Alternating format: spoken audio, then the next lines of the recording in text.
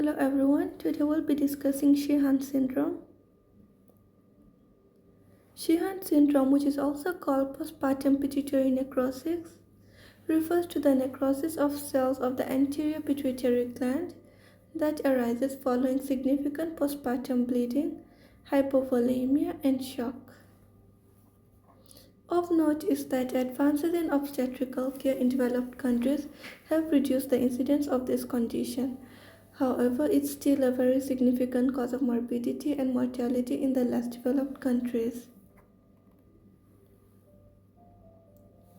Etiology: Sheehan syndrome occurs when the anterior pituitary gland is damaged due to significant blood loss, and classically this happens after delivery, in which the mother loses a significant amount of blood. This blood loss results in the pituitary gland not being able to produce hormones. The diagnosis of Sheehan syndrome, however, is not always apparent immediately after childbirth, and the signs and symptoms of Sheehan syndrome may not present until months after childbirth or significant trauma.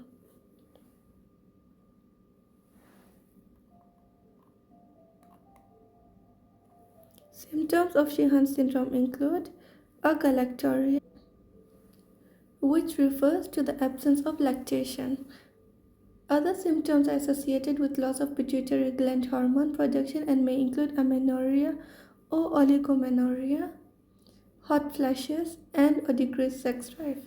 Symptoms of hypothyroidism such as fatigue, bradycardia, hypotension, weight gain, and constipation may occur months later, along with the loss of axillary and pubic hair. Adrenal insufficiency can also occur with symptoms of fatigue and weight loss. Lab values that may support secondary adrenal insufficiency due to Sheehan syndrome could include hyponatremia, anemia, and hypoglycemia. Pathophysiology. So, an increase in pituitary volume and cell count occurs in pregnancy. In the weeks preceding delivery, this increase is caused principally by hyperplasia of prolactin-producing cells, which are the lactotrophs, and hyperplasia of other cells in the anterior pituitary gland. This hyperplasia leads to increased nutritional and metabolic demand by the anterior pituitary gland as a whole, but the blood supply that feeds the anterior pituitary does not increase. The blood supply that feeds the anterior pituitary gland is a relatively low pressure system, so it is theorized that this is the mechanism that makes the pituitary cells more susceptible to ischemia. Consequently, the cells of the anterior pituitary are more prone to necrosis in pregnancies that are complicated by significant postpartum hemorrhage. Of note is the posterior pituitary gland has its own blood supply, which functions under higher pressures than the anterior pituitary, so it is not usually affected by shock or hypovolemia.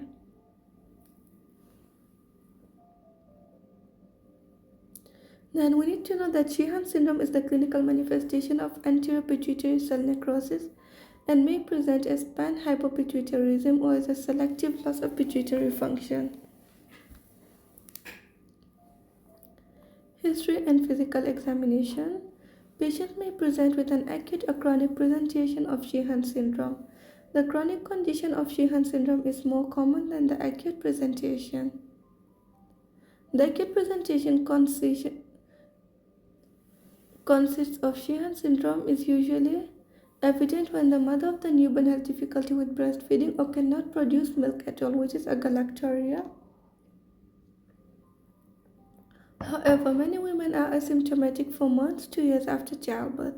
Women may report difficulties with menses after childbirth, and some may never have menses until Sheehan syndrome is diagnosed and treated. The acute form can be quite dangerous if not recognized and treated quickly after childbirth. The persistent hypotension and tachycardia can mimic hypovolemia and shock, but hyponatremia and persistent hypoglycemia can help to clinch the diagnosis of Sheehan syndrome. Chronic Sheehan syndrome is diagnosed due to symptoms that occur due to hypopituitarism, and again it can occur months to years after the initial vascular insult to the pituitary gland. The patient may complain of fatigue, asthenia or weakness, hair loss, constipation, weight gain problems, problems with focusing or with their attention span, and cold intolerance. Evaluations. The evaluation of anterior pituitary function is done by obtaining blood when a high clinical suspicion is evident to diagnose Sheehan syndrome. So the hormones that are manufactured in the anterior pituitary gland are the gonadotropins such as FSH, LH, growth hormone, prolactin, adrenocorticotropic hormone, and thyroid stimulating hormone. They are affected primarily in a certain order when necrosis occurs. So the order is growth hormone is affected first, followed by prolactin, then FSH, LH, FCTH, and then TSH last.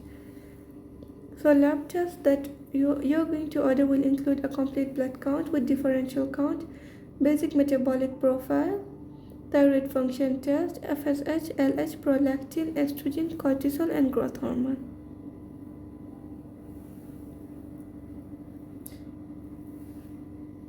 Other lab tests that may occur with Sheehan syndrome include normocytic nomochromic anemia, thrombocytopenia, and pancytopenia. Then the other tests that may be considered after the primary tests have been done to confirm the diagnosis. A MRI evaluation of the pituitary can be done to confirm the diagnosis. An empty cella is present in about 70% of patients, and a partially empty cella is present in about 30% of patients on a later MRI. Acute Sheehan syndrome signs on an MRI may demonstrate acute central infarction without hemorrhage in an enlarged pituitary. As the disease progresses, the MRI may show pituitary gland atrophy and eventually a partial or empty cella. Treatment or management. So the basis for the treatment of Sheehan syndrome is the lifelong replacement of deficient hormones. Hypothyroidism can be treated with levothyroxine or liothyronine replacement. Cortisol deficiency can be treated by replacement with prednisone or hydrocortisone. Gonadotropin deficiency should be treated with estrogen if the uterus has been removed with a combination of estrogen and progesterone if the uterus is present.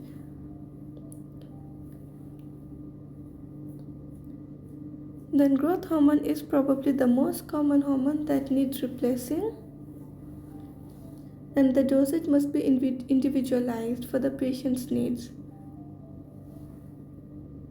So that's all about Sheehan syndrome. If you like the video, please like, subscribe, and comment. Thank you.